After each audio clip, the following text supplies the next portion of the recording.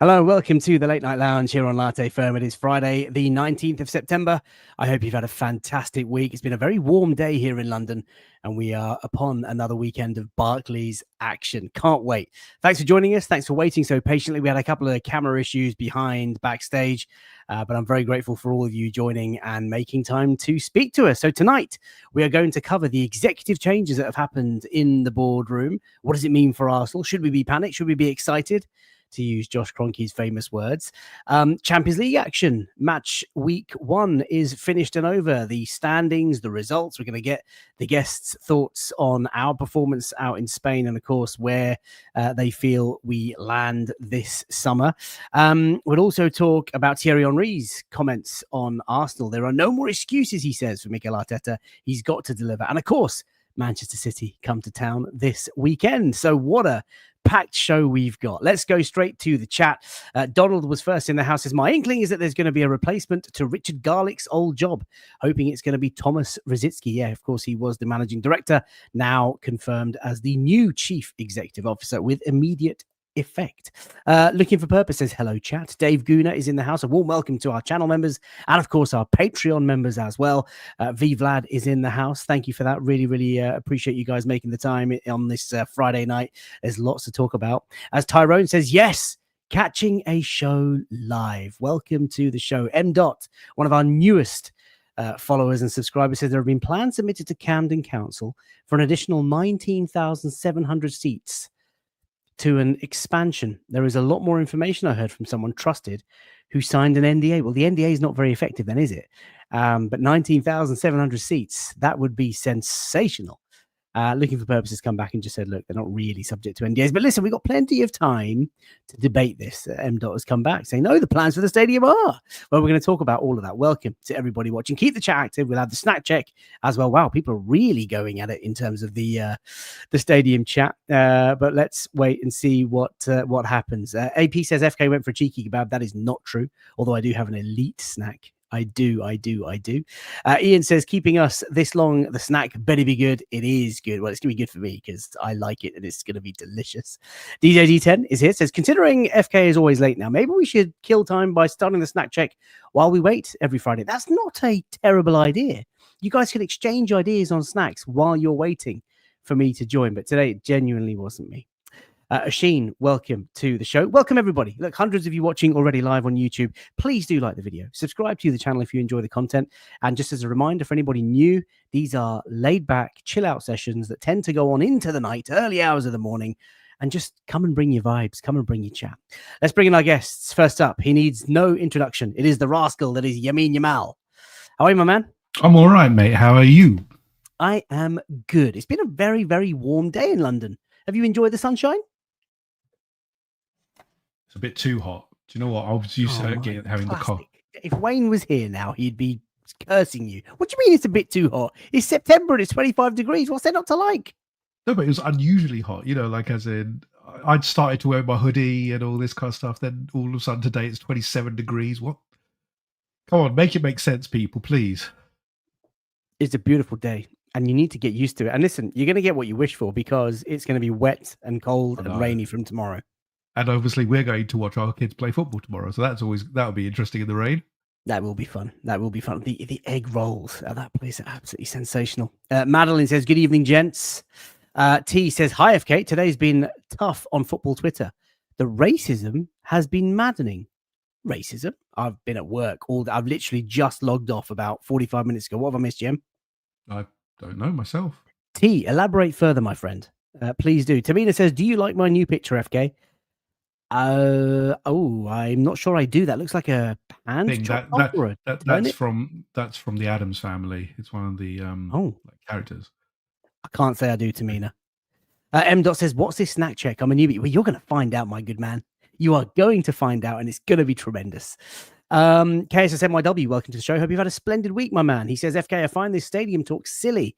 I maintain that we should go sensible and make plans for 100,000-seater stadium, even if it means moving. We're only going to be here in 10 years otherwise. Wow. You want a new stadium already? Yeah, would you? Yeah, it's been 20 years since the Emirates opened. Are you hungry for a new stadium? I think it's obviously our competition is increasing in terms of the match day revenues, etc. But where are you going to build a 100,000 seat stadium in Islington? It was hard enough to build the Emirates. Tear it all down, build it back up, a third tier on top. Yeah, just go back to Highbury, demolish the flats, back to Highbury, just quickly, temporarily. That's not a bad idea. Hand of Arsenal is in the house. The GOAT says, evening all, contemplating dropping a proper Tim Lewis story update. My friend, the floor is yours. The chat is yours. Please do. Shouts Mark Baldwin. Welcome to the show, Mark. Right, keep the chat active. Let's bring in our special guest, because tonight, ladies and gentlemen, it is a Red Lines and Half Spaces takeover. Yembele, of course, owner and host of that podcast. And let's bring in his partner in crime and our good friend. It is Joseph. Joe, welcome to the show. How are you, my man? I'm very well, mate. It's actually a delight to be here. I've not been on for a while. And, You've not been on since April 24. Is that long? Wow. Jeez, that's poor. That is poor. But yeah, just hope I can fill the very large shoes of Wayne, who obviously unfortunately can't be here. But big shoes to fill, but we'll do our best. Yeah, he is definitely big shoes to fill. But it's great to have you on. And for those of you who are loyal viewers of the show will remember Joe from times of old. But you've had a lot going on in your life. You've become a father. You're still enjoying Arsenal. You're working harder. How is life? How is your week?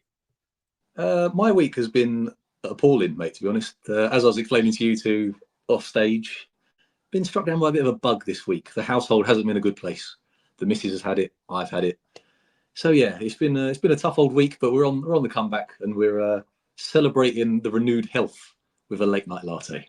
Good. Well, mate, it's a pleasure to have you here. I can't wait to hear your snack check. Donald says this guy is too handsome to be Wayne. Yeah, I'll tell you what, Joe, you are a handsome fellow, and it's a good start. Wayne has got some competition. I tell you what, if your snack check is elite, you may as well just stay and get tucked in. Listen, yeah, Wayne, he couldn't make it with us today. He's got some things going on in his personal life, all good stuff. We obviously send him all of our love, and he will be back very, very soon, I am sure. So, Joe, we will talk about the changes at executive level for Arsenal, what you think they might mean. Obviously, as fans, we don't know any inside information. We're not privy to anything like that. So it's all completely speculative, but it's just going to be good fun. We will then reflect on the Champions League football that we've seen this week. Some really tasty results, big fixtures, good games, a good result for Arsenal and Arteta in the week. We're going to bring up the standings and what you think of the league standings so far. Thierry Henry has been at it again, laying into Arteta, it feels like, and how he's got no excuse but to deliver some silverware this season. What do you guys think? And I want to get all the thoughts from the chat on whether you think the Arsenal legend Thierry Henry is right to lay on the pressure, especially ahead of a big game this weekend. And then, of course, we'll look forward to that big game. Manchester City, make no mistake, they are no mugs. They are back, and they are going to be taking this game seriously. And that 5-1 drubbing from last year will be fresh in their minds. But before we do any of that, let us do snack check. Now, M. Dot has asked, what is this wonderful snack check that we do? So it's only right that I don't let Yembele spoil it and go with Joe first. Let me know in the chat, what are you guys snacking on tonight? What is your snack of choice? And chat, keep the chat active as well. So, Joe, what is your snack check tonight, my man? So I'm not sure if I've broken some rules here, but I've actually bought two because I thought I've not been on for a while. I thought that I'm a regular watcher, so I know the snack check has gained a lot of traction. It's a big talking point on the show. And I know Yen is often battered for his sometimes questionable snacks. So yeah, I've got two. So my starter, if you like. Do you remember the Cadbury animals from childhood days? Of course. Yeah, I've found an Aldi alternative of safari snacks. Oh, chocolate covered. Chocolate covered. That's not bad. Not bad. That's the starter. Okay. And then for the main, we've gone for a Mr. Kipling special. 8 strawberries and cream fancies. That's pretty old school. I don't think I've had any of those before. And you've never had any of them? Delightful. Strawberry fancy, no. Bring the box a little bit closer to the cam, Joe. I've never had these. It was my birthday recently, and I told my missus that I had never had these, and she was absolutely flabbergasted and bought a pack for me. So they look good. What is it, like fairy cake in the middle? Yeah, it's fairy cake exactly with a bit of strawberry. Ooh, that's a delight. And you need a good brew to wash that down, I think. Yeah, it's going to be a nice little feast we have. So hopefully the viewers will approve of my, let's say, 90s snacks. I'm sure they will. Paul James says he's having a caramel Freddo to bring one back from the past and a chocolate milkshake tonight. Paul always gets me, man. His combinations are just... where's Ham? Ham needs to be in the chat. AFC 777 says he's having a cherry bakewell, just on the old Kipling trend there. Dave, who is a Patreon member and channel member, says Snack Check tonight is a Werther's original caramel popcorn. Says they're really nice. Worried that I will want to start wearing cardigans and slippers, Dave. I've met you in real life, mate. That is not a good look for you, let me tell you. Manny says, the cardigan, that is. Homemade chips in the air fryer. Mate, chips at this time of night. But Manny, you got to tell me, what are you having those chips with? Any sort of sauce? Chaps, what's your choice of condiment when you're having just plain chips? My question here is, before Yem answers, because I see he's taking some thinking time over this.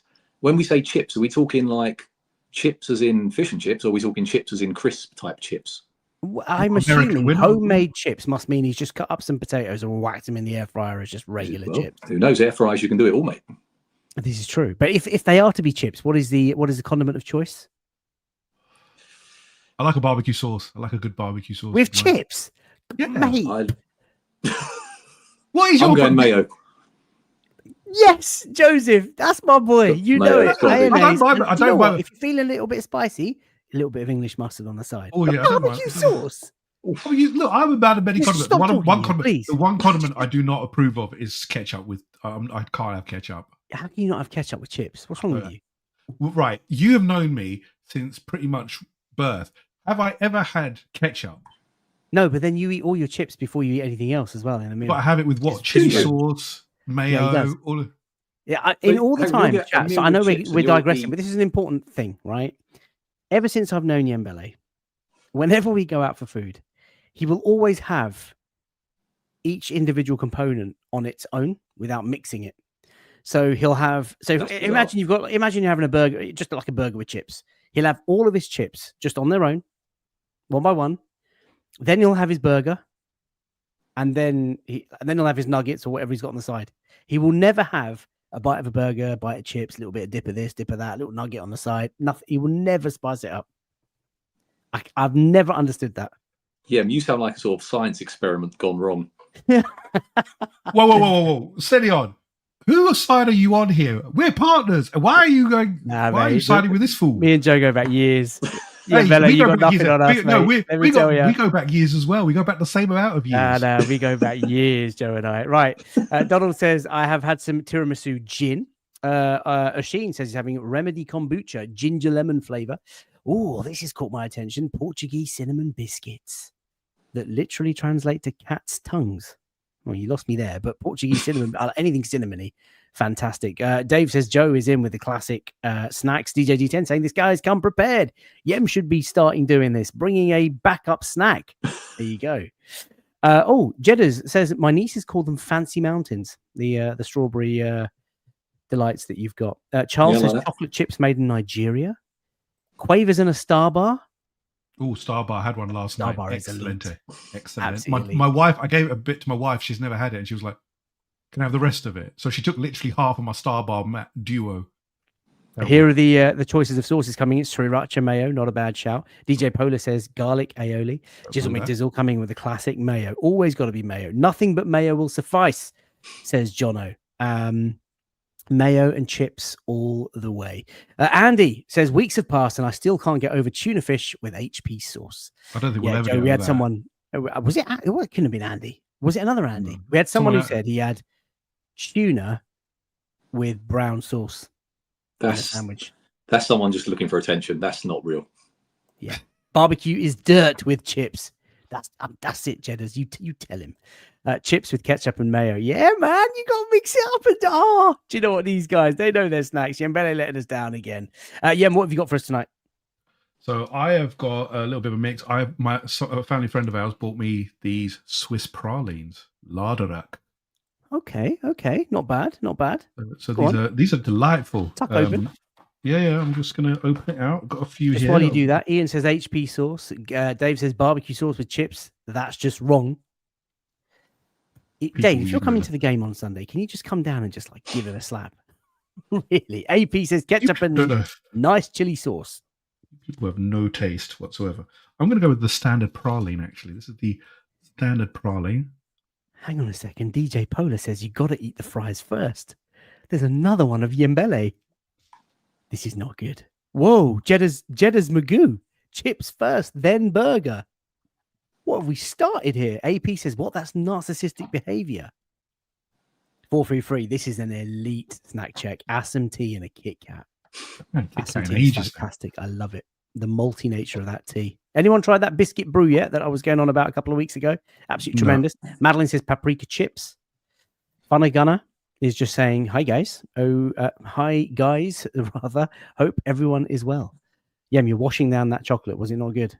Oh, it was nice. It was very nice. But this is, mate, do you remember this, Yem? Almost as amazing as the guy who had his first Chinese at 30.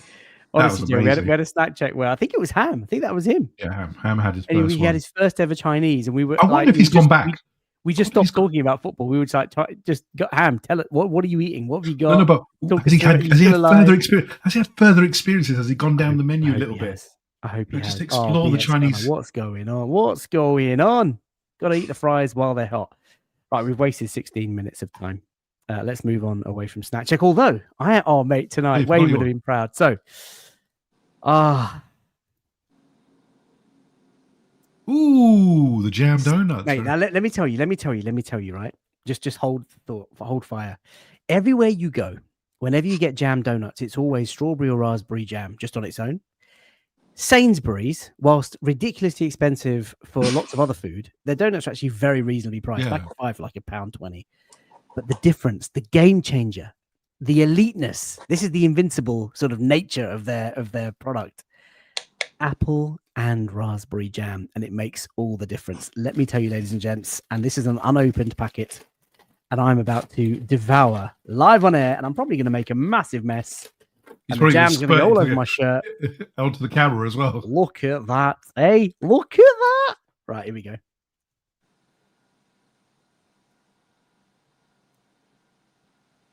What the fires? Tidy yourself up. You're not 5 years old.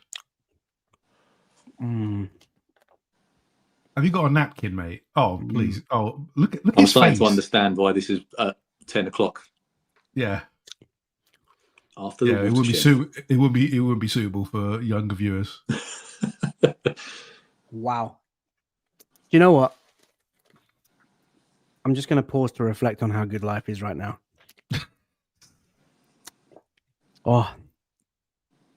Donald says normally Tesco donuts are not very good. They're not. That's why Sainsbury's are a game changer. Get on there, Donald. Whole Milk is saying FK, the FK ASMR. Do not lick your lips, FK. I know, I've been told this. Apparently, it's impossible to eat a donut without licking your lips. But tonight is not the show for that. And Ian says the new guy thought he was coming on to a football channel. Indeed. So let's get back. He's not new. He's not new to us. He knows us very well. M. Dot's now part of the family. Part of the family. And V Vlad need a 10-second of just FK chowing down on the donut on the channel. Right. Talking of donut, Yembele. Let's. Just too easy. Right, let's bring up the slides. It's been a very eventful day today, Yem. I woke up this morning thinking, ooh, got a nice day at work. Let's get all the stuff out of the way. But no, a regular day of Arsenal content is all I asked for, and that is not what we've got because there have been changes in the boardroom. I got to the news quite late, Yem, but basically, Tim Lewis, who is a long-standing servant to the KSE empire, has been let go with immediate effect, which is quite interesting. 62 years of age, has been pivotal, I would say, to the Arsenal journey. He introduced the KSEs into Arsenal, of course, and now has been replaced by our existing managing director, Richard Garlick, who is now chief executive officer. And it doesn't stop there. We've had a couple further additions. We've had non-executive directors. We're going to talk about Ben Winston in just a second, but also a couple of other representatives from KSE. How's the news taking you? How's the timing taking you? What do you make of it all, Yem? The timing's a little unusual because I don't know why it wasn't done in the summer. So something tells me there was some kind of event that kicked this off that we're probably not going to know about until much later on. On the face of it, change is always good within a management structure because you want to keep ideas fresh and you want to keep, you want to always have innovative ideas and different people to provide different viewpoints. That's always a good thing in management. The timing just strikes me as a little odd. Also, why wasn't the non-executive changes made during the summer? Again, I come back to that. So there are questions, and is it to do with something that happened in the summer? Is it something that's happened now, or is it? We know Tim Lewis, as we've seen on X today, has been pretty vociferous in his pursuit of Man City's ongoing issues, and he's been a staunch opponent of what they've been doing. Is there some kind of trigger there that has necessitated that KFC have said, look, we can't keep doing it this way, it's causing an issue, and maybe that's led to it? I just feel there's something else there. There's a story there that we're not privy to, and that's what's called. I don't think this is just the thanks for your service, you've done really well, but we want to change things. There's an underlying piece here, but I can't make out what it is because it's not very obvious from the outside in. But look, again, Richard Garlick moving to CEO is not that big a transition because he's been doing the lead executive job for a while. I think Tim Lewis was more the conduit between KSC and the local team here. What's interesting is the KSC representatives that are coming in, because you've got Paul. I think it's a gentleman named Paul Steiner, who is by Dave Steiner, sorry, who is by trade someone who's very good in looking at cost cutting. So that's interesting, because are we looking at, has he brought someone in who is looking to manage the costs at Arsenal? Has it become too much? Are we getting into this territory where the operating costs, similar to what the talk is at Manchester United, that the operating costs are too much and we're looking for ways to slash that? Then you've got obviously the two others who have come from KSC, and I assume this is to do with as well just being better at commercial, the commercial side of things, better at broadcasting rights, streaming rights. We do lag a little bit behind in our commercial deals. We're only starting now to realize some better commercials and better match day revenues. Our match day revenues are now the highest in the Premier League, but we are still really lagging behind. If you look at Man United's results this week, although they're poor on the pitch, their financial results are astounding. And that's where we want to be as a club. So maybe it's to do with that. But I think there are some questions certainly for what's happened, but we'll only know the long term if these changes are worthwhile. But change is always interesting, and obviously it'll bring some fresh ideas to the club. Le Danielu, hopefully I pronounced your name correctly, says, very intriguing that the club have made so many changes in boardroom staff over the past few years. Hopefully it pushes the club to succeed. That's, of course, what we all hope. I mean, Yem, you alluded to additional members of the board. So Kelly Blaha, hopefully I've pronounced her name correctly, but she has been Senior Vice President and Sports Finance at Crunky Sports and Entertainment for a period of, I think, 3 years. Her expertise is mostly from sort of an audit background. She worked at one of the big four firms, and she will be a non-executive director at Arsenal, the first lady on the board since Nina Bracewell-Smith back in 2008. Nina Bracewell-Smith followed me on Twitter, which was really unusual, but there we are. And Otto Malley, who is President and Director of Special Projects at Cronky Holdings. He has a penchant for real estate sort of work. So maybe that's where the stadium expansion sort of rumors are coming from. And Dave Steiner, as you've just mentioned, longtime advisor to KSC, will also become a non-exec director at the club. Joe, as a fan, does this sort of unsettle you? I mean, look, we're 4 games into a new season. Champions League has just kicked off. Tim Lewis and Andrea Berta and Richard Garlick and Arteta have just had a sensational summer window. And then bang, changes. I can understand why people might find it unsettling. And I think in years gone by, this might have been the sort of thing that sent our fans into a bit of a meltdown. But I think given where we currently are on the football pitch and how we're doing well with transfers, like you just touched on, I think people are a lot calmer about these kind of situations now, and it doesn't feel like as big an issue as it would have done previously. I like that we're changing it up. I think it's good to kind of do that. I know Yem kind of touched on it, but it strikes me as we've kind of stabilised at a boardroom level, if you like. We've kind of got the football side of things under wraps now. Obviously, bringing in Andre Berta, Mikel Arteta, it feels like the football side of the business is taken care of. It now seems like something obviously triggered Tim Lewis leaving, but it's as if the Cronkies have gone, right, okay, we've got the football side of this business sorted.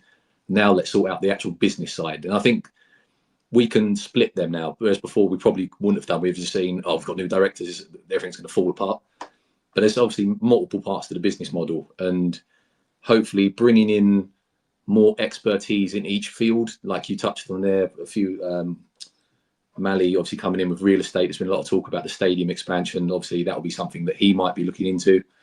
Ben Winston, obviously, he's got a massive kind of following in sort of TV and film industry.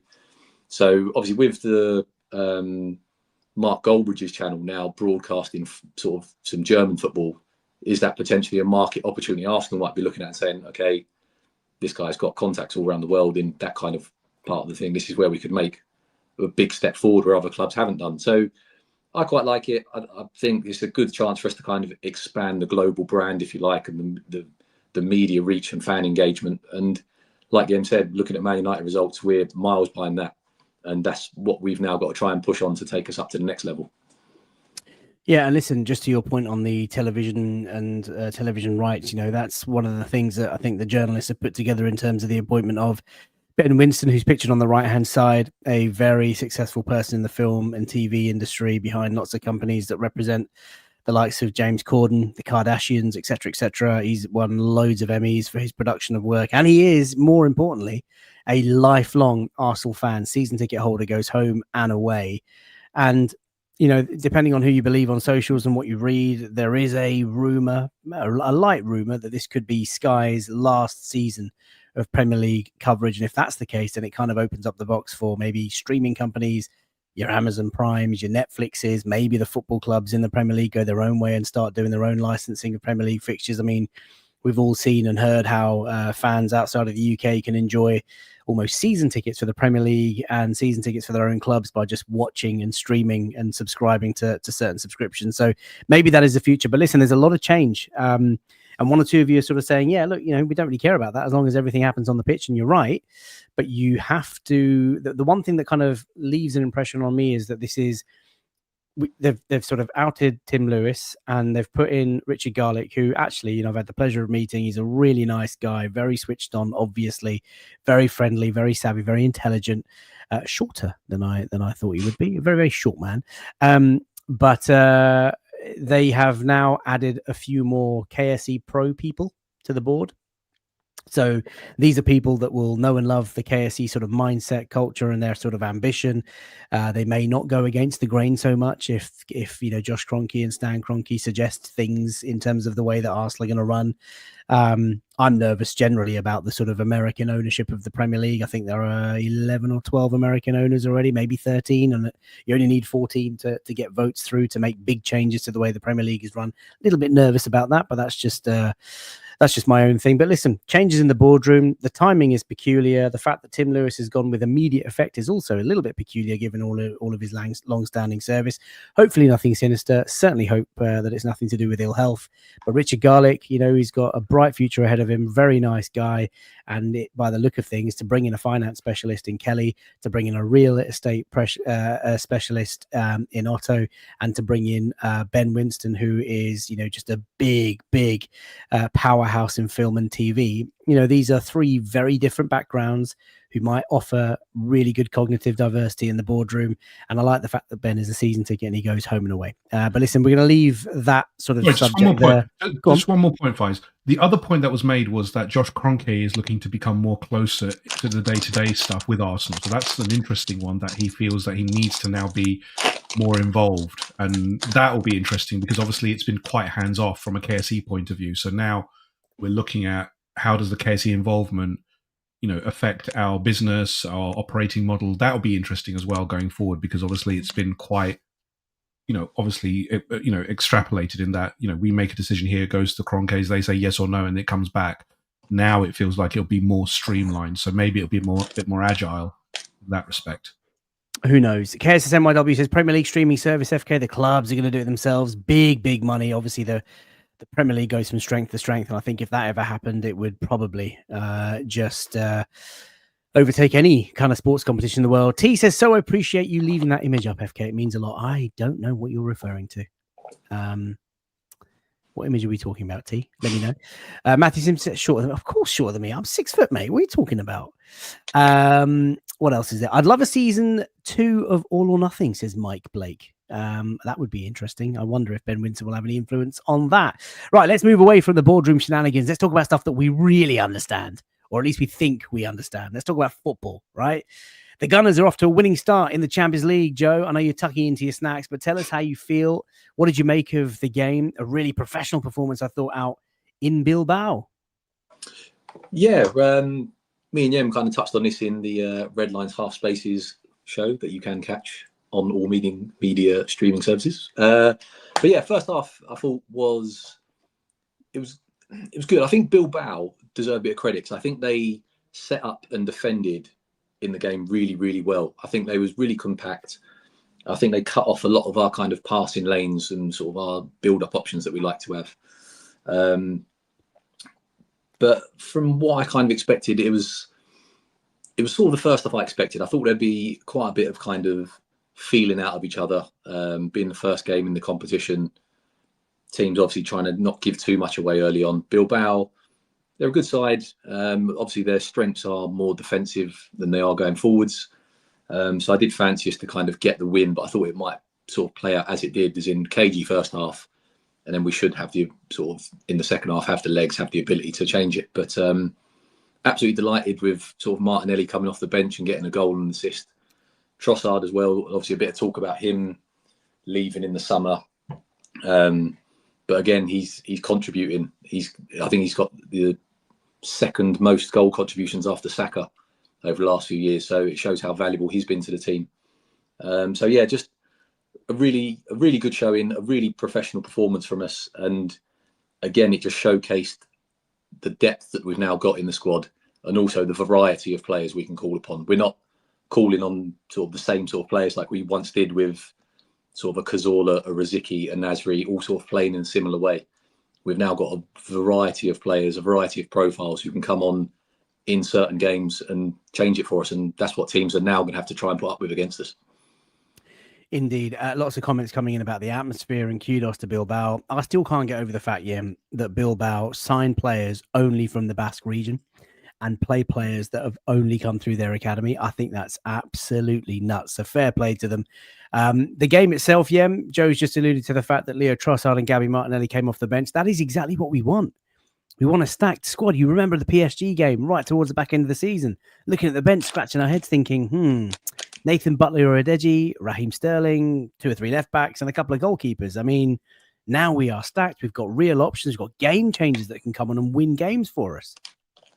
Yeah, not only from the bench, but look at the starter as well. We had our reserve centre back who is astounding. Let's be honest, that's all we can call it. In Christian Mosquera, who have we missed William Saliba in the last couple of games? No, not really. So again, another show of our strength and depth. But again, as Joe said, that we can change the game is something that we haven't been able to do for a number of years from the subs bench. And both of you put it perfectly. When you've got the quality, last year we had the quality of Raheem Sterling, Kieran Tierney, with no disrespect to Kieran, who's been a great servant. When you're trying to win a game, bringing on Kieran Tierney is kind of just not really saying to me that you've got the quality to win the game. It's all you've got effectively. But that's different now. Now you've got real quality, real options.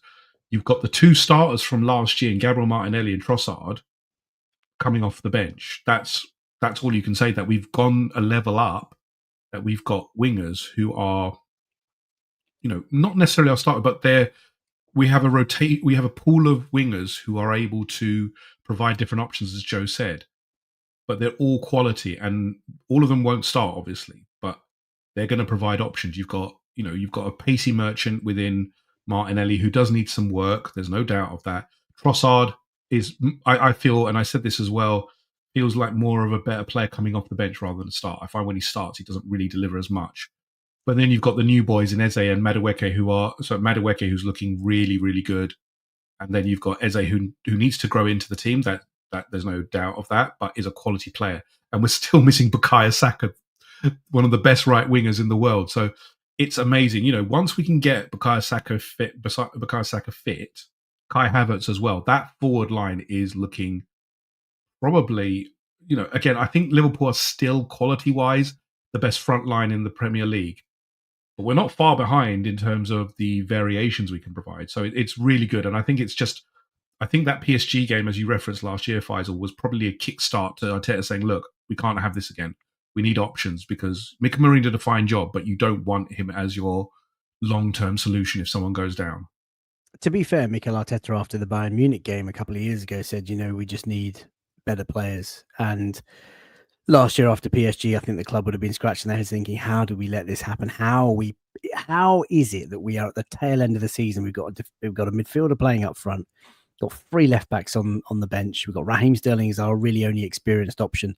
So they went out and they thought, right, we want to be a big boy club. We've got to act like a big boy club. And they've gone out and had an incredible summer. And we'll come on to the pressure that will bring, courtesy of Thierry Henry. But the match, like you're right, Yem, you mentioned players that weren't playing. Bukayo Saka, Martin Odegaard, Kai Havertz, Ben White, Gabriel Jesus, not even part of it.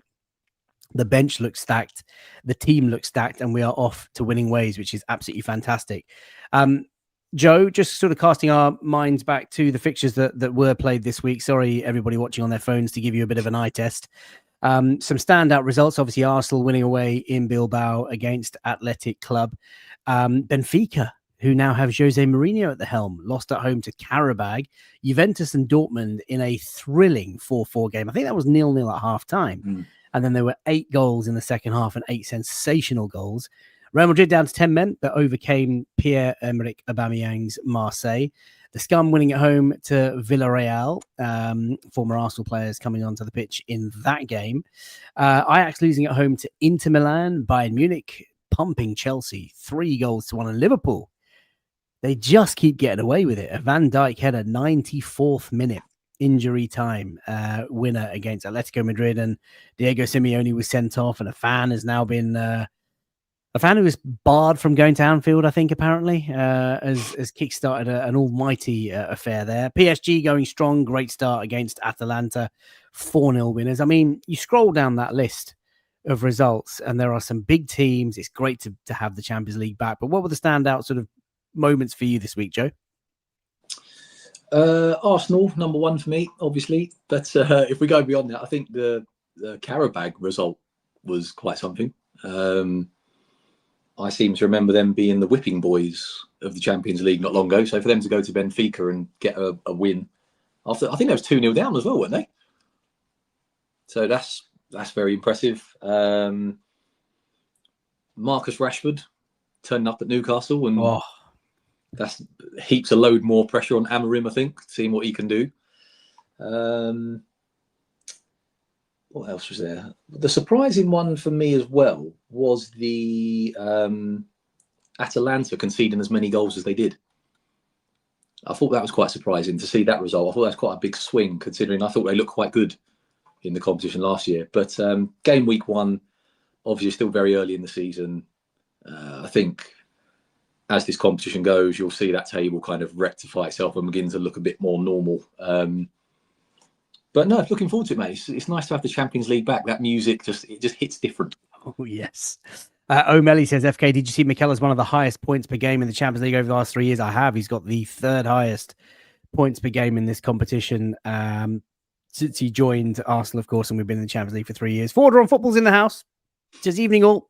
Just got off stream, and now I can watch the experts. It's very kind of you, Forder. Do check out Forder on Football. He has his own YouTube channel, and he is absolutely sensational when it comes to thumbnails. Amy Gibson, welcome to the show. This first week has been miles better than last season. Been hard to choose a game to watch. I think you're absolutely right, Amy, because there have been some tremendous fixtures, mate, even last night. Just, and actually spread over 3 nights. I like that, because it means that we get to watch a bit more of the games. So last night, just sort of flicking between Barcelona and Sunday's opposition, Manchester City, who were comfortable in the end, thanks to a sending off for Napoli. There are the standings on the right-hand side, gents. It is good to see Arsenal in that top 8. As a reminder, the top 8 will go straight through to the round of 16. The middle 9th place to 24th will have that knockout round. That's where PSG were, if you remember. They finished really low down in that top, in that middle tier. And then the bottom 25 onwards will miss out. They will be eliminated out of the Champions League. And this season, there is a slight difference, I believe, or what I've heard, that the higher you are in that top 8, you will have that home advantage in the second leg. Yeah, you're nodding. So is that something you've read as well? Yeah. That's what I've heard as well. So if you want to be as high up as possible, because last year, obviously, we played both the quarterfinal and the semi-final, the second leg away, which wasn't necessary. I mean, it didn't make a big deal in the end, but it's kind of nice to have that, that kind of, your with your own fans to close out the leg. Yeah. Andy says, great games, but I feel there's no jeopardy. Really? No. There's been a lot of jeopardy. I mean, look, Liverpool almost blew it. Arsenal going away to Bilbao is a tough game. PSV losing at home. Juventus, Dortmund draw. Real Madrid almost messed it up. Are we talking jeopardy still to come? I was going to say, are we talking jeopardy fires as in there's 36 teams in the competition and 24 have a chance to go through? I think that's what maybe. It almost feels like. Maybe you could have a really bad Champions League run, but still get through. Yeah, maybe that's what he means. Andy, let us know if that's what you mean in the chat. But no, I think the games are going to be really competitive. And I think we talked about this last season, Yem, certainly you and I. I think I like this league format. The sort of group stages, you'd play your first 4 games, win 3, lose 1, you got 10 points, or draw 1, sorry, you got 10 points and you're practically through. But every game sort of counts for something. And I'm looking forward to stat padding against 1 or 2 teams. We are home to Kairat Almaty, is that right? Yeah, we're home to Kairat Almaty. One of our fixtures. Yeah, Olympiacos next. So I want Gyökeres to score 5 in that game. You got to keep that goal per game ratio up, Victor. Right. And Matthew says, I know what Andy means. It is game week 1 and there is not much jeopardy. 433 says last year 9 points got you through. Well, there you go. Right, let's move on to Christian Bosquera. And by the way, if you want a match reaction of the Athletic Bilbao game, you can check it out on the channel feed. There's a nice 30 minutes, 35 minutes looking back on the match and all the individual moments. And then, of course, I did a follow-up with Tom Canton a couple of nights ago on Christian Bosquera, because boys, have we got a player on our hands. I think O'Malley mentioned it in the chat earlier on. The only goal we've conceded this season has come from an extraordinary free kick. And there you can see Curter of Opta Analyst, Latte Firm Partners, Opta Analyst. Hey, how about that, ladies and gents? Saying that we have faced the fewest big chances this season with a big fat 0. Joe, impressed by our defensive structure, reinforcements, and just general defensive play? Yeah, it's been a massive strength of ours, hasn't it, for the last few seasons now. But I have to say, Mosquera, he looks some player, doesn't he? My God. So young, obviously 13 million. Almost looks like a bit of a hybrid of... kind of has that aggression, if you like, of Gabriel, but as that sort of progressive pass of a Saliba. So what we've unlocked there, I am very excited to see. But I think the biggest compliment you could pay him is that we've not been calling for Saliba. We've not been saying we need to get him back in the team ASAP. We've been saying, just rest him, just leave him, let him recover. Mosquera's doing bits. He's absolutely fine out there. And nothing's phased him. He's looked phenomenal. I mean, at Anfield, he looked brilliant, thrown in sort of at the deep end. And then since then, he's just gone from strength to strength and looked some player. I think we have to praise how well Calafiori started the season. I think he's been outstanding. He's kept, obviously, Miles out of the side. And Miles was arguably our player of the year last year. So that's good. Long may that continue. I think you'll see him rotated out against Port Vale. Just obviously with his injury record in mind, And Gabriel, he is a world-class defender. I'd say he's top 3 defenders in the world at the moment. I think it's almost going under the radar now how good he is for us, because he's doing it so regularly. And I almost feel like we're almost taking it for granted, because he's dropping 8s on a regular basis. He's not rash anymore. You never see him lunging in. Very rarely makes mistakes. And I absolutely love seeing him wear the armband. I'd love Odegaard as a captain, don't get me wrong, but when Gabriel's got the armband on, I just feel so safe. I feel so secure. And Timber at right back, he's had an outstanding start to the season again. Considering he's just come back from an ACL, he looks like he's just been fit ever since he joined. So defensive unit on a whole looking fantastic. Long may it continue, mate, because up until this season, I think everyone always said it was defences that won titles, but then Arsenal's defence got really good and it became all about attacks win titles. So, very happy. And like we've said before, from the days of Mustafi, Socrates, David Luiz, people like that, to where we are now, you just have to enjoy it and embrace this time of being an Arsenal fan. We do indeed. We're stacked defensively. The Ministry of Defence, as I've been calling it over the last couple of months. Liam says the big test at the weekend. Haaland is a brilliant shithouse. Can the boss keep his cool? Well, I'm not sure. We'll talk about team selection shortly, but I'm not sure Christian Mosquera will play on Sunday. I think William Saliba is back in contention, but we shall see. Donald, just on the nameplate, Bosquera. I think Hannah of Arsenal called him Monstera the other night. And we've got Mosquera a little bit earlier. So listen, whatever we have an absolutely tremendous centre-back on our hands. Lots of people in the chat saying, look, he is the bargain of the summer. Such a young player, so gracious on the ball, very strong, rapid in terms of recovery speed, reads the game really well. And listen, it's early days. He's had 3 appearances for Arsenal. The guy has to keep the consistency. He's got to be able to just come in and turn it on whenever he sort of goes back onto the bench and comes back into the team. But what we are seeing is fantastic. And just on the defensive structure, brilliant. To be able to concede such few chances, 0 throughout the season so far, this season in the league is sensational. And like I said, that extraordinary free kick from Dominic Szoboszlai, the only goal that we have conceded this season. Yambele, let's get your thoughts on what Thierry Henry has had to say. This courtesy of Sky Sports. Thierry Henry last year, Yem, if you remember, talked about how much taller is this building that Arteta is building going to be, if you remember, with the overlap. Are they just going to keep building? Now he's come out and said it's a must win this year. To win something, it's a must. You cannot hide. The screen on the right-hand side, also courtesy of Sky Sports. I'm not going to read it all, but he's just basically talking about finishing second. Never gave you a trophy. It's great, but at some point, you've got to validate what you're doing. He thinks that's possible. You've got to get something this year. No more excuses. You have the squad now. You have everything you need to have. Sorry, you need. You have everything you need to have in order to perform. He also then slips in his favorite line, as a fan, I will support the team, but he's basically saying this year is a must. No more excuses. Yeah. What do you make of it? I kind of agree, because last year there was the injury excuse that we had too many injuries, and there may have been some validation of that. But we've negated that with a very deep squad now. The point of him saying, we keep building and building and building, there is a point. We are getting to, this kind of tipping point of our squad is very good, but they're getting to peak age effectively of how long can you keep the squad together? How long will a William Saliba stay? How long will a Bukayo Saka stay? We need to start winning something. We've done very well in the last couple of years, but this squad, surely with the talent it has, the depth it has, the personnel now, the manager has been, the manager now for 5 years. I think there is, there is some, validation in him saying, look, we should be winning something this year. I do feel that how long can you go without winning something when you've spent this kind of money and you've got those kind of players, because we've got probably the best depth in the league, in the Premier League now, in terms of overall squad. So he's been given all the tools.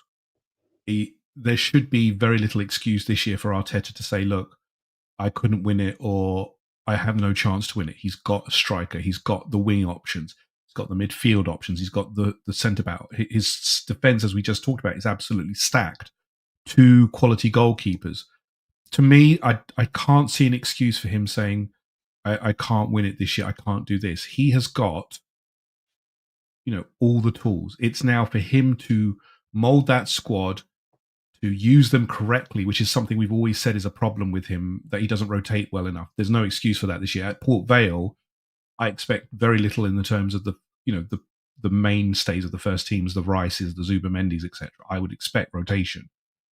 You may see 1 or 2, but I would always assume that he can rotate better this year to allow us to compete properly in multiple fronts, because that's another problem that we've had, and we can all acknowledge it.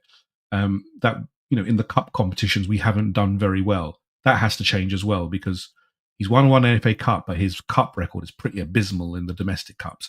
Champions League has got a lot better. So again, it's very hard to win the Champions League, as we know, but he should be there or thereabouts. But I do kind of get where Thierry Henry is coming from with that. There should be no more excuses. I do kind of feel the same, that this is the time now. He's got everything he needs. I could not disagree more. Okay, fair enough. No, I listen. What I'm about to say has got nothing to do with Thierry Henry as a player. and Thierry Henry is a club legend. And frankly, Thierry Henry can say what he wants, right? But whether you choose to listen to it and whether you choose to accept it as fair criticism of the club, and in this case, the manager, is your prerogative. For me, I think there absolutely can be excuses. Now, I'm not just sort of setting ourselves up and getting ready for finishing runners up again. I think a season depends on so many different factors, Jem. Like injuries and fitness is one thing, decisions, transfers, availability, run of fixtures, Liverpool, they seem to just keep playing teams when they miss their star players. They keep all their key players fit. They have had some very fortunate decisions, certainly last season. Now, listen, they won the Premier League. I'm not going to knock it. We messed up. We lost all of our key players last season at critical times. I get it.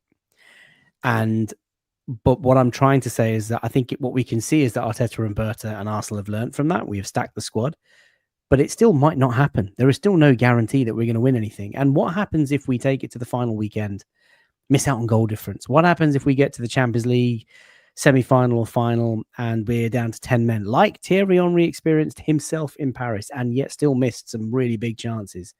Like, it happens. You have to have the rub of the green. You have to have good fortune. You need to manage your squad properly. You need to have all the right players. You have to win games in key moments. All of that stuff. There are so many things that can go wrong. I'm not saying that I've got excuses ready for when it doesn't happen, but I'm saying that you can stack the squad all you like and you can have, a great coach like Mikel Arteta, but there is no guarantee that you are going to go from second to first or to guarantee winning a trophy. And what if he misses out on those in those circumstances that I've just illustrated? What does that, you move on from Mikel? I mean, it's absurd. Joe, what are your thoughts? I agree with you, mate. To be honest, I think come the end of the season, if you say he doesn't have an excuse and the season's played out and we didn't get any injuries, there's no questionable decisions, and then you look back and say he's got no excuse, he should have won something, then I totally agree with that argument. But I don't think you can say 4 games into a season he has to win this year, there's no excuse, because anything could happen over the next sort of 9 months. You know what I mean? It's silly. And I will ask you two, do you think that Thierry Henry, obviously absolute legend, like can't sort of say a bad word about him, but do you think that he has a lot of kind of negative things to say about Arsenal? I mean, I know one of the viewers compared sort of Ian Wright kind of approach. Ian, obviously Wright, he's always singing the praises and backing Arsenal. It just seems that Thierry Henry is the absolute opposite. He seems to only kind of focus on negatives. Why did you get that impression? Or yeah, I'm going to let you take that, but I'm just going to add a couple of things in there just to spice it up a touch. There was that fumbled sort of purchase attempt, wasn't there, with Daniel Ek of Spotify? I think they were looking to buy. Obviously, we know Thierry Henry is of the age where he could be a coach, has been a coach, maybe wants to coach Arsenal. I don't know. So there are a couple of things there. I don't know about the personal relationship he has with Mikel or doesn't have with Mikel, but he does, I would say, Joe, seem to be a bit more critical, or maybe he's just as critical as anybody else, but because it's Thierry Henry, his words carry a bit more weight.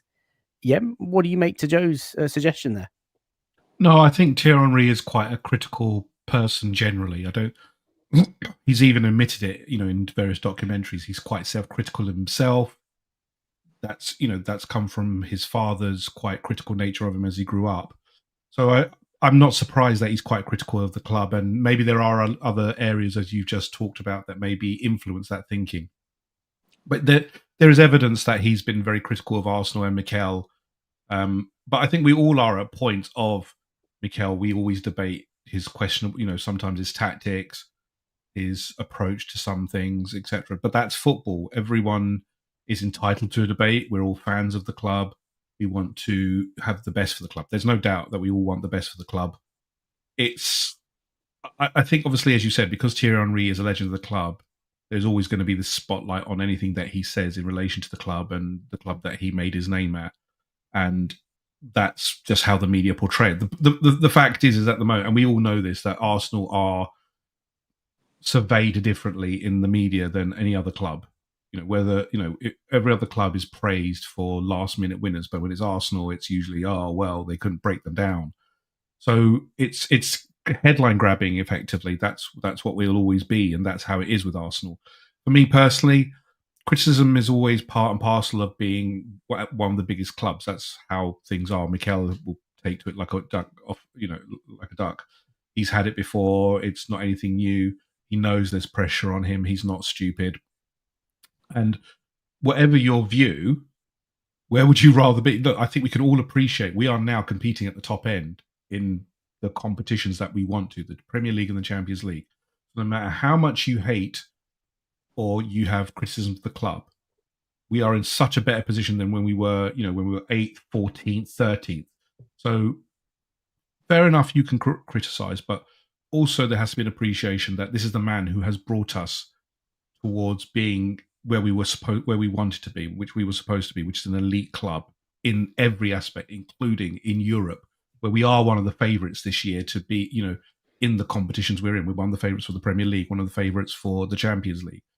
And that's on Arteta because he's brought us that close to it. So I'm, again, everyone will be critical of the club. Thierry Henry, there'll be always someone else. Tony Adams has done it in the past as well with other bits and pieces. There will always be criticisms. It's just part and parcel when you're at Arsenal. Kay says, "Come on, he has to win something this year. It would have been 6 years ago." My point wasn't that, Kay. We all want to win. We all know that we have to win. It's been 6 years. I get it, but both can be right. Like, he has to win. It has been 6 years, but there might also be very reasonable mitigating circumstances as to why we might miss out in the end.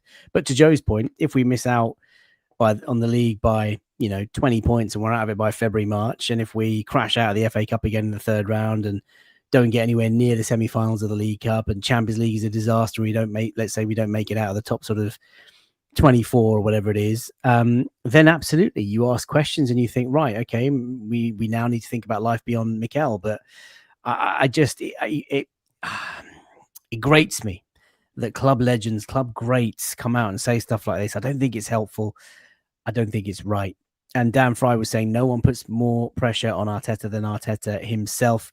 He eats up the pressure, and there is a lot of pressure. And listen, just on Liverpool, they won the Premier League at a canter. Everyone said they were worthy winners of the Premier League. They've now gone out and spent £450 million.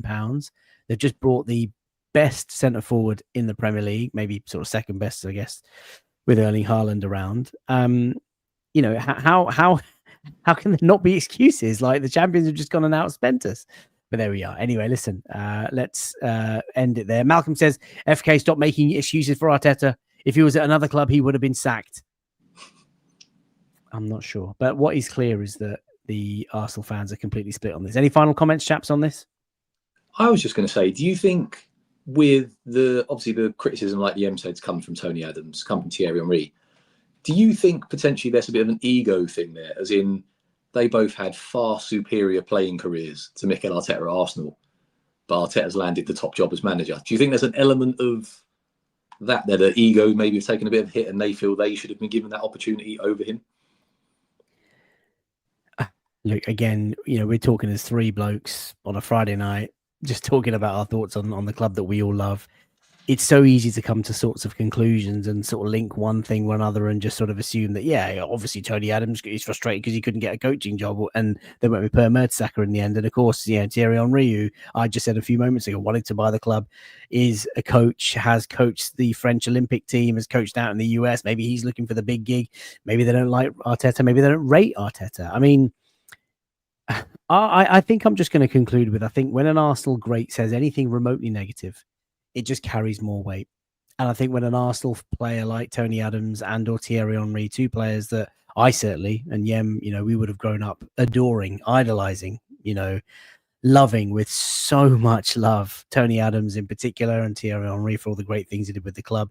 I think that's why it hurts. That's why it really sort of kicks you in the nuts. And you're just like, come on, that's not helpful. Right? No one benefits apart from non-Arsenal fans and the media who just lap it up. So, look, I don't know where it's coming from. I think it's unhelpful, but in this particular case, I just don't agree with it. I think there are lots of things that can go wrong and right in a Premier League season, and it's not always necessarily down to the gaffer. What I see from Mikel, I love everything about Mikel. I said it to you guys before. I'll keep saying it week after week after week. He is a very passionate, hardworking, determined, talented, competent young man who is still learning, on the job. And that, I guess, is to our detriment. But what he has built in terms of environment and culture and mindset and playing squad, the connection that he talks about with the fans, the clarity within which he communicates to the media and to his boys. And the boys, you ask any of those players, they would all go to war for the gaffer. And that's all you can ask for. And listen, if you get trophies on top of that, that is a bonus. But they're coming. The trajectory is clear, and we are on the cusp. There are lots of comments on that. I will let you guys keep debating amongst yourselves as to whether Thierry Henry is right or wrong. But there are hundreds of you watching live on YouTube right now as we reach the hour mark. The final half an hour is going to be dedicated to the big game that is on Sunday. We're going to talk about Manchester City, their threats, our starting lineups and predictions. Going to get all your comments as well in the chat.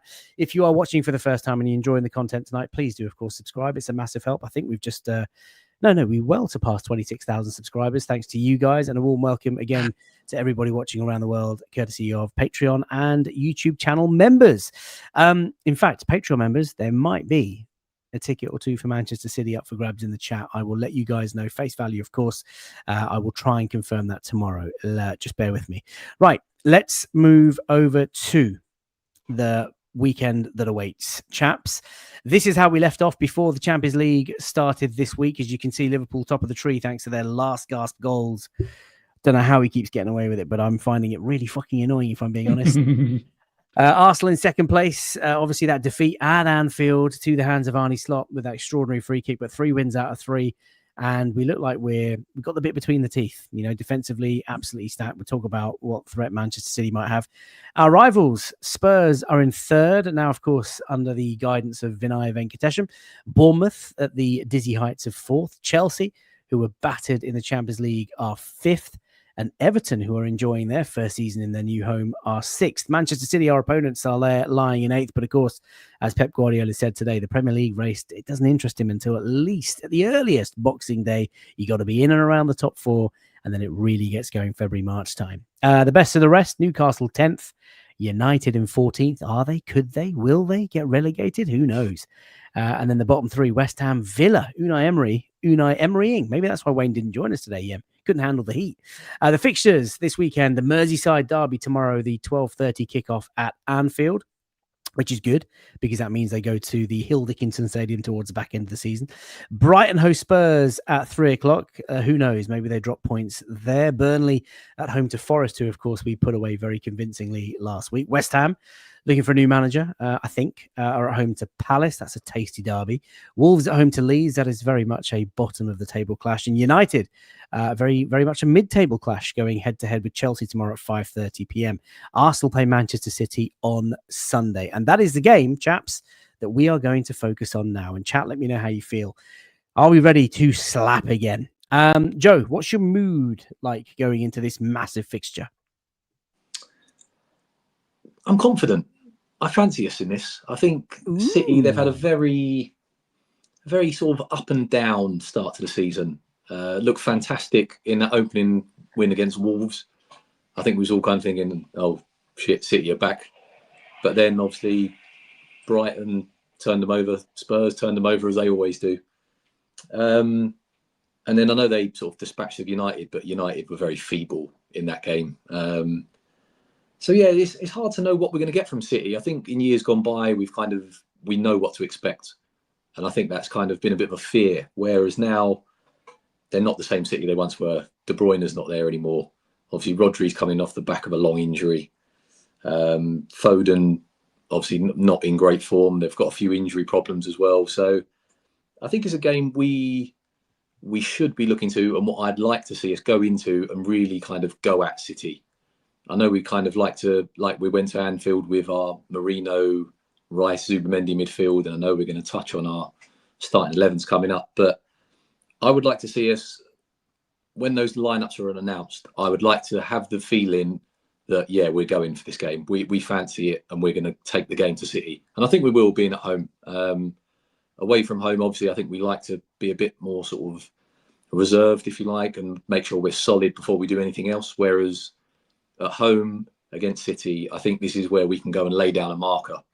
And there's nothing to fear with this City side anymore. They're a team who are in a bit of a transition, I'd say. They've kind of moved away from the system of obviously having De Bruyne, a lot of play going through the central areas. I think they're now kind of shifting to more of the kind of the wider attacking areas. I think their sort of focus is on now with the sort of the fullbacks and wingers. So they're obviously getting used to a new style of play. We're very well settled in what we're doing. Yes, we've got new players, but they're looking like they've bedded in well. And like I said, mate, I just want to see us really take the game to City on Sunday, because I think they're there for the taking. And as we saw last year, if we get a goal, our confidence is up, and we saw what we could do last year. Matthew, welcome to the show. Says, just tuning in late, I know, but first time catching a live in a while. I've missed you, my friend. Evening all. He says, City 0, Arsenal 5. And Joe Yem says, the contrast of red and blue. It is, of course, red versus blue. And last time out, we smacked them 5-1 at the Emirates. In fact, Yem, we are unbeaten in our last 4 games against Manchester City in the league. We've won 2 of them, drawn 2 of them, which is the same number of wins as our previous 22. Has Mikel Arteta finally cracked the code? Are we going to beat Manchester City on Sunday, Yem? I think, like Joe, I'm positive about our chances. I will say City have started to look a little bit better in the last 2 games, and I think Foden has started to find some form. He's finding Haaland a little bit too regularly for my liking, but there are some mitigations in that. Napoli in the midweek were down to 10 men, and it did take a bit of time for City to find their way through. And then obviously Man United, as Joe said, were pretty poor. I am positive because I think we've got the squad, we've got the form, we look defensively very solid, as we've all mentioned before. And even if we're not winning, in the first 45, we've got the weapons to bring off the bench whoever starts and whoever is on the bench to change the game, which is something we haven't had for a long time, as we keep going on about. Also, it's interesting to note that Pep Guardiola has been making noises that I've not seen Pep Guardiola make about Arsenal. Oh, play tell. So he's been saying that Mikel Arteta, if he wins this year, it's because he's spent the money. Now, that may have been taken out of context, but it's interesting that he never usually says these kind of things about Mikel. He's usually very complimentary about Mikel. But to be fair, did you watch the entire press conference? No, I didn't. But again, I fully know that it might have been taken out of context. It completely has been. So I watched the entire press conference, and this was, of course, Pep Guardiola speaking after their win last night against Napoli.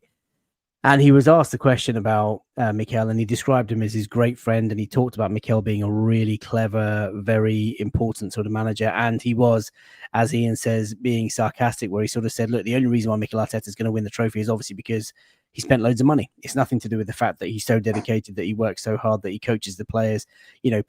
Other clubs in the past have only won the league titles because of the money they've spent. So it was very tongue-in-cheek, very sarcastic, very sort of, let the media ask a dumb question and they just get a dumb answer. And it has been taken out of context. And I'm not saying that, you've sort of fallen for it, because there have been a lot of people on social media that have just hung on to that phrase, and they've sort of laid into Pep for like, pot calling kettle black, blah, blah, blah, blah. The reality is Pep Guardiola rates Arteta so much. He respects him so much. And he's tried so very hard to replace Mikel ever since he left. And he knows that Mikel has his number. Manchester City have now lost both of their last 2 Premier League games at the Emirates Stadium. That is as many as the previous 14. So Mikel has got Pep's number. The interesting thing is there are a few concerns for Man City this weekend. Most notably, Rodri is a doubt for the weekend. So that's a big one, because obviously the replacement is Nico Gonzalez with Tijani Riders. Nico Gonzalez has not been what we call a success at the moment. So there's concerns there. Defensively as well, they're not what they were. Ruben Diaz apparently is also out. So it'll be Gvardiol as the senior defensive person with maybe Nathan Ake. But those wing-back, you've got Mateus Nunez on one side, and then on the left, I have no idea who they're going to play, because Ryan Nuri is out. So it could be O'Reilly playing again. If that's the case, Noni Madueke is literally licking his lips, because this is where you want Madueke to go against a person who's not naturally a fullback. Absolutely, go at him, and that's what you want. This is, in the past, as Joe has said, City have been this kind of juggernaut where you know what you're about to get.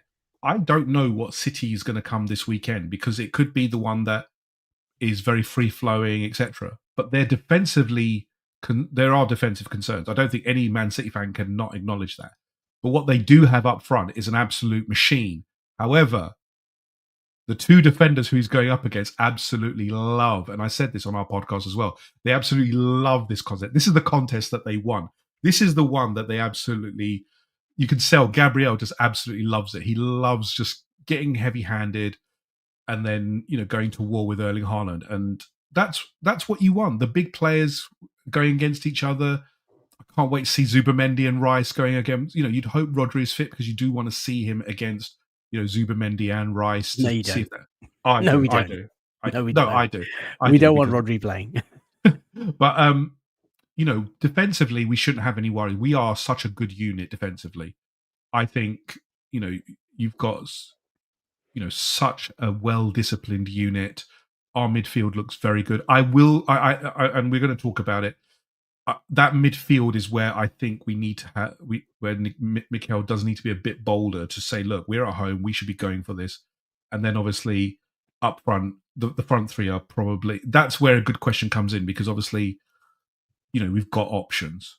But well, look, you're racing away with the content. We'll talk about team selections in just a second. While you were talking, because you mentioned Rodri, I brought him up on screen.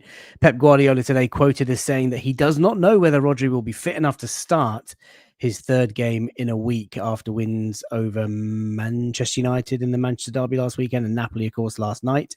Midfielder apparently didn't feel comfortable during training on Wednesday, but he played extraordinary in the Champions League. So that will be a decision on Sunday. For me, I'm taking that as Rodri is starting. They do have one or two sort of injury concerns. The squad not quite as fit as they would have liked, but Phil Foden certainly seems to have his mojo back. So that's going to be another interesting one. Joe, just to bring back some PTSD from last season, Gianluigi Donnarumma, who was unbelievable in those two legs against us, PSG in the Champions League. He is now, of course, the number one at Manchester City. You can see the shot chart there, courtesy of Opta, Latte Firm Partners. Got to say that again, just still getting used to it. There is his shot map, I guess, as a goalkeeper, saves and goals conceded. Is he someone that sends shivers down your spine again? Are you looking forward to Arsenal coming up against that goalkeeper? No, I'm not. Like you said, pure PTSD, horrible memories of last time we faced him. But the positive is that obviously in the first game we played, he was a bit sort of flappy, wasn't he, for Havertz's goal? Sort of came out, looked a bit lost, and he sort of nodded it past him in the game at the Emirates. So he's got sort of a bit of Jekyll and Hyde about him, possibly. Could have a great game, prone to an error. I think what we're going to have to see on Sunday is there's been sort of, for as well as Madueke's done, for as well as Eze's done at the start of their Arsenal careers, we have got to see end product at the weekend. We've got to see goals and assists from the players who maybe sort of the end product's been questioned. Martin Odegaard, if he's fit. Victor Gyökeres, if you get a chance, can you take it? And in this game, against this goalkeeper, against this level of opposition, you can't afford to have a hatful of chances to get a goal. You need to be able to take your chances. You need to be able to take your half chances. And I think if we can do that, if we can be sort of clinical in front of goal, which sometimes I think we struggle with, then I think we could have a good win on our hands. But yeah, I think it's all going to come down to what kind of level Madueke will be at, what level Gyökeres will be at in this game. Are they able to be clinical? Are they able to pick that final ball out, which maybe they've been criticised for? This is the acid test. And going into the game, I'm confident. Yes, City have got their problems, but it's still Man City. They're still a very good side. They've still got the best centre forward in the world. They've arguably got one of the best goalkeepers in the world. Yeah, their spine obviously might sort of be struggling a bit. Like you, I'd expect Rodri to start the game. It's probably the biggest game of the season so far for them. I can't see him being left out for this one. So they're still a formidable side, and we'll have to be at our best to beat them. But whereas in years gone by, our best might have been good enough to get a draw, our best is now very much good enough to get a big win. So that's the level we're at now. And yeah, I feel confident. I think we can do it. And like I said, it's all just going to come down to the two boxes for me. How clinical can we be? and how good will Gabriel and Saliba be at stopping Erling Haaland?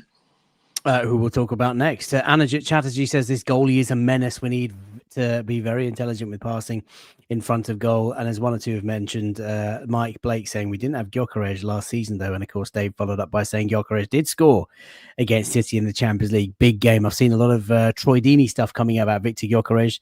He's got to score in the big game starting this Sunday if he's going to prove his worth. Talking of scoring in big games, talking of just scoring, yeah, they have a demon of a centre forward who has the bit between his teeth again this season.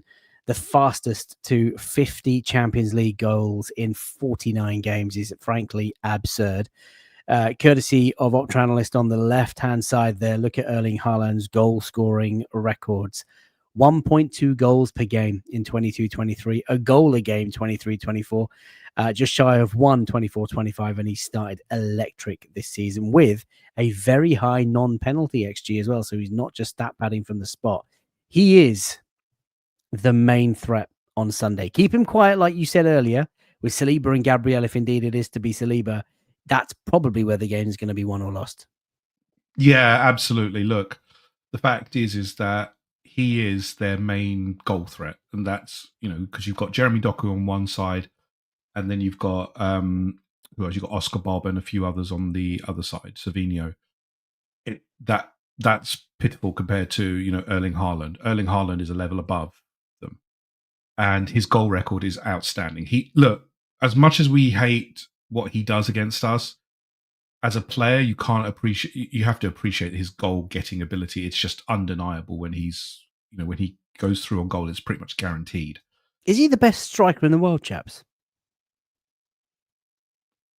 Yeah, probably for me in terms of natural finisher, because I think Mbappe is very much in a Thierry Henry mold in terms of he's not naturally a finisher, but Erling Haaland just sniffs goals. I can't fathom how he's very clever now as well. I think he's got more clever. This season, he's even more clever than what he was in terms of his runs and his ability to make space in the box. It's something that not many players have these days in terms of the old-fashioned centre-forward play, into making space and coming in through the blind side. Victor Gyökeres has it as well, but Erling Haaland is a different level in terms of what a striker does, I think. Joe, I mean, he is what we have to stop on Sunday. Is he the best forward in the game? I think he is. I think if you look at an all-round player, you could argue maybe that someone like Harry Kane might be a better all-round player than Erling Haaland. But if you're looking at a centre-forward just in the aspect of scoring goals, which is what we all want a centre-forward to do, there isn't anyone better. I think one of the comments was just he's a Norwegian android, and I don't think you can put it any better than that, because he just scores goals. That's what he does. He might not be involved in the game. He won't touch the ball for half an hour, and within 5 minutes he could have a hat-trick. He's just currency is goals, mate. That's all he does, and he's sensational. He scores big goals. He scores to put City 1-0 up. He doesn't always just sort of score a hat-trick in games when they're cruising. He'll contribute in the big games as well. So yeah, he for me stands alone as the best centre forward in the world, 100%. There's a lot of debate in the chat as to whether he's the best footballer in the world or best forward, best striker. I think best goal scorer it's hard to argue against, and physically monster of a player. Guess who says Mbappe is overall better, but he's not a striker? Haaland, definitely the best striker in the world. Shouts of Alexander Isak, one or two of Victor Gyökeres, tongue in cheek, of course. Robbie G. FK, I am impressed. You know your stuff. Thank you, Robbie G. I'll take that all day long. I starred that because it meant a lot to me when you said it. I can't remember what nonsense I was talking at the time, but I'm going to take it, my friend. Was it during Snapchat? You what? Maybe it's a Snapchat. Yeah, I do know my snacks, to be fair. Right, let's move on to starting lineups and predictions. I want to get everyone in the chat involved in this in just a second. But before I do this, let me just share with you some of the highlights from Mikel Arteta's press conference today. So he opened by talking about there being a chance for Ben White, Bukayo Saka and Martin Odegaard to be available, but they will all be assessed after tomorrow morning's training session, and they have not yet trained with the team. I would suggest there is an outside chance of any of those three making the team. They are, at best, I would say Odegaard on the bench, which poses a selection headache, which very interesting teams I got from both of you today. Mikel Merino and Victor Gyökeres have both suffered head injuries in the Champions League fixture out in Bilbao. Both are fine. and should play. Victor Gyökeres with, of course, that massive gash at the back of his head after clashing with Gabriel in the air. Nobody wants to do that. Meanwhile, William Saliba is really pushing to return, which means that Christian Mosquera may miss out. And I wouldn't be too disappointed, obviously, because Saliba is a fantastic player, but I hope Saliba is fully fit. And I hope Mosquera doesn't take that too personally. He was proud, Mikel, of Noni Madueke's impact on the team. So it describes him as a very positive player.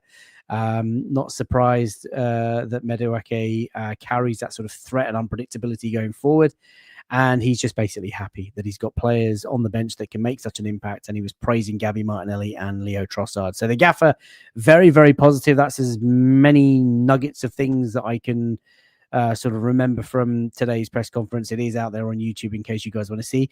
I've just brought up, as I've been talking, the last 11s of Arsenal and Manchester City. Arsenal, of course, beating Nottingham Forest at the Emirates last weekend, and Manchester City winning the Manchester Derby by 3-0. These graphics courtesy of PremierLeague.com. So before we go into team selection, I asked both of these, ladies and gents, boys and girls, to come up with their team selection. And you've basically named 10 players the same, just one player different. Now, neither of you have gone for Ødegaard in midfield, of course. I think we all correctly assumed that he would be missing. But Joe, Yem, I cannot believe you didn't pick Eze. You went for Ethan Nwaneri in midfield. And Joe went with Madueke, Gyökeres and Martinelli, with Eze instead of Ødegaard, and Zubimendi and Rice. And you went with Nwaneri and not Eze. What's that about, Yem? Well, I don't think Eze has played in that position from the right. He plays from the left effectively. It's a different role. Ethan Nwaneri has been playing there. He's been doing it now for a long time. He knows the role. He's getting better at it. From the last couple of games I've seen him, he's actually looked very good. I think if you want that outlet in a position that he's familiar with, then you go with Eze. With Nwaneri. I'm not, again, he could jiggle it and just move Eze to the left and shift, Rice over, etc. There's nothing to stop that. I guess it's back to that point of we don't know what the lineup will be. He's got the options now to switch it out and to make it different. But Arteta is a creature of habit, I've noticed in his games. And although I like Nwaneri to start, I get the feeling that lineup that you've got there already is probably, apart from Eze, because I think Martinelli will come back in. I think that's what's going to start against things, because he's very pragmatic in the big games. I don't think he wants to be tough to beat first, and then he'll want to have something. Then he'll want to push for a win. But well, let's go through the 11. So all of us are completely unanimous in David Raya should be the goalkeeper, and chat come along with this. Right back wise, we all went for Jurrien Timber.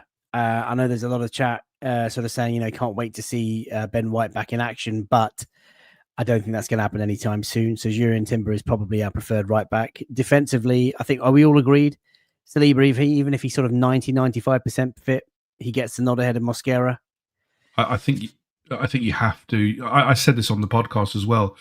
You've got a very clever striker in Erling Haaland. He is a battering ram, but he's also getting more and more clever in his movement. And as much as I love Mosquera, it's a step up. You're going towards the best centre forward in the world, as we just said. So you want one of the best centre backs in the world. Mosquera's done unbelievably well, but go with the experience. Go with the player who has played against Haaland, who knows his little movements, who knows what he does, and get that partnership there, the Gabriel and Saliba partnership, because that's the one that always does very well against him. I think Manny K's just predicted the rest of it. Gabriel Magalhaes, left centre back, no doubt about that. Ricky Calafiori for all three of us. No one shouting to stay humble. Miles Lewis Skelly celebration from last year. Are we all going for Ricky?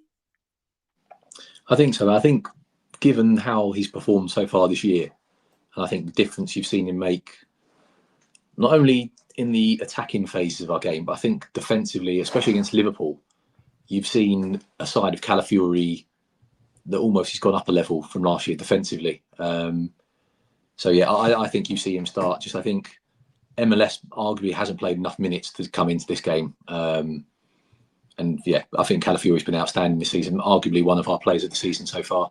done really well against City last year in the away game as well. Obviously scored that worldie. So yeah, for me, I think you play him just because he unlocks a lot of opportunities for us going forward as well. And if we want to play a sort of quicker transition game, which I feel we have been trying to do at home, I think he unlocks that a lot better than MLS will. Yeah, lots of people saying MLS is probably going to get his first run out of the season in the League Cup, of course, away at Port Vale, which comes after this game. As we move through into midfield, Erdegaard, I think, is the one that's going to miss out unless this is mind games from Mikel. Maybe the skip is back into the team. But if it's not to be him, I think we're all going with Rice and Zubimendi as the pivot, with potentially Eze or Ethan Nwaneri in that attacking central role. Now, Joe, you heard Yem say there that Eze's not really played that for Arsenal yet, and Ethan Nwaneri, of course, did look very good when he came on for Martin Ødegaard against Nottingham Forest. What are you doing in that sort of last midfield position? So if you've got Rice and Zubimendi as your pivot, who's playing ahead of them? I'm going for Eze, mate, personally. I think we saw what he done for Palace in that position. He was outstanding. I think as well at home, I think it's a better environment for him to play that position in, almost making him the conductor. And I think he'd love to take that responsibility on. We saw what he done for Palace in the FA Cup, kind of dragged them through and almost won them the competition with the run he had towards the end. And I think if he was to be in that number 10 position for Arsenal on the weekend, I think not only offensively, but I think he's a good, strong, physical player. And I think against City, we need physical players in there. Ethan, as well as he's done recently, I think he's still arguably a little bit lightweight. I could see him in seasons gone by, he's been sort of swallowed up a bit in games like this. And I think he done so well when he came off the bench against City last year. Let's keep that option in our pocket again. He can come on the right if he needs to. He can come on in the 10 if he needs to. It gives us an option. And yeah, like Eze, strength for him is picking up the ball, carrying the ball through those midfield areas, picking passes. And I'd like to see him in behind Gyökeres, combining with him in a more sort of central area, because I think Eze, he can take a shot from distance. He's not afraid to pick it up on the edge of the box and have a shot. And I feel like in this game, that's an area where we could exploit City quite well. So yeah, for me personally, nothing against Ethan. If Ødegaard was fit, I'd choose Ødegaard. But for this game, I think Eze's profile will suit us better and gives a better sort of fit in that kind of midfield area. I think we're all agreed that Noni Madueke starts on the right-hand side has been really impressive this season. Victor Gyökeres, of course, the gunman, has to play up top. And, of course, Troy Deeney adding the pressure to Victor. How wonderful it would be to see him score a goal, maybe the winner on Sunday. But on the left-hand side, we've all gone for Gabby Martinelli, who, of course, scored off the bench in midweek. And, Yem, I think you made the point earlier, plays well in the big games. Off-the-ball work is phenomenal. And actually now he's got the confidence running through his veins. Maybe this is the perfect game, especially when you look at the team that City played in the derby. Kusanov at right back, O'Reilly at left back. Our wide forwards are going to have a field day, aren't they? I certainly think Noni Madueke, in the form he's in, will definitely have a field day against O'Reilly, because he looks hungry as Madueke. And all we want to see now, as Joe said, is end product. So Madueke, I've got no issues with. I think he's a shoo-in. Martinelli, I think, comes in, because of his defensive work. And in the big games, you need that kind of defensive work to help out, especially against the City. For whatever state City are in, they're still a very good attacking force with Foden, Silva coming through that, that right-hand side, which is why Martinelli is always favoured there. But I also think, as well as you said, his confidence now has been a little bit uplifted with that goal in the midweek, as well as that high line that City do tend to play now. They can't really drop back because of the players they've got. And you'd think that if Eze or Nwaneri or whoever it is can play a ball through, get Martinelli through on the shoulder, do what he does best. He's not a touchline winger. He's an inside forward. Let him do what he does best, which is what he did against Bilbao. Let him race through, use his pace, and use his exceptional finishing ability. That's all we need. And yeah, I think he will start. I'd be very surprised if he doesn't start this game, because Arteta trusts him a lot. He's been very effusive in his praise for Martinelli's work rate, his ability, and the rest of the squad were. Look what they did when he scored. They were all racing to him, pointing at his shirt, and he's still a good player. And as I said, we've got options off the bench if it isn't working. So I think he'll start for me.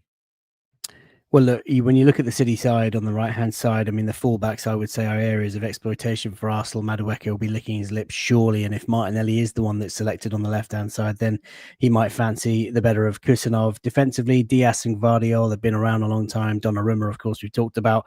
Rodri is key.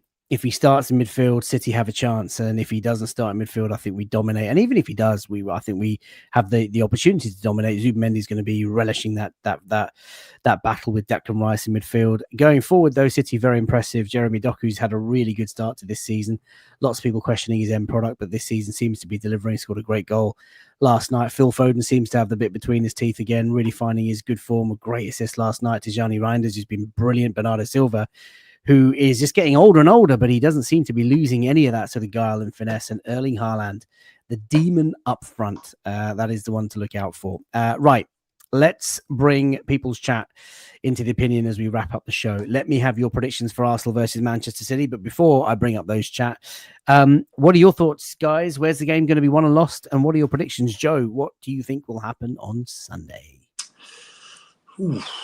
I'm hoping for the game that sort of springs to mind is Arsenal against United a few years ago when Alexis and Ozil and Walcott got in the team, and we just came out of the blocks and absolutely blitzed them, and it was just electric.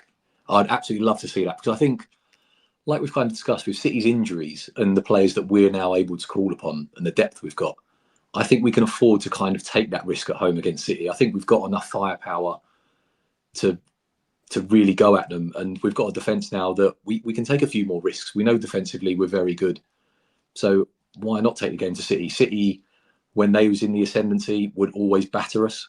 I mean, we used to regularly ship 5 against them. Has the tide turned? Is it time now that Arsenal have got arguably the deeper squad? Have we arguably got a better 11 at the moment with their injury problems? Let's take the game to them. Let's go and show them that we are taking their mantle. We want to be what they were. They won the title 3 times in a row. That's what we're kind of striving for. Let's go and make a statement. Let's go and just tear City a new one. Do I think that'll happen? I'd like to think so. Probably not. Arteta's not that way inclined most of the time. But yeah, I'm going to go for, I think, an Arsenal 2-0 win. I think it'll just be a nice 2-0. I think we'll have our moments, obviously, where City have a lot of the ball. There'll be a few hairy moments, but I'm really looking forward to seeing the Gabriel Haaland battle, the Lex Luthor to Superman. That battle. It's going to be a great thing. It's always a great watch, the two going at it. I think the pair of them absolutely relish this game, and it's going to be a joy to watch. So I'm going to go 2-0 Arsenal. I think our defence will play well. I think we'll shackle Haaland, and I think we'll have enough to beat Donnarumma a couple of times. Okay, so 2-0, yeah? Lots of people very, very confident in the chat. 2-0, 3-0, 3-1s. Yembele, is it going to be as easy as that? I said on our podcast 3-1, and I'm going to stick by it, because I think there's a couple of. I think they will score. Haaland will get a goal, but as people have rightly said in the chat, set pieces, baby.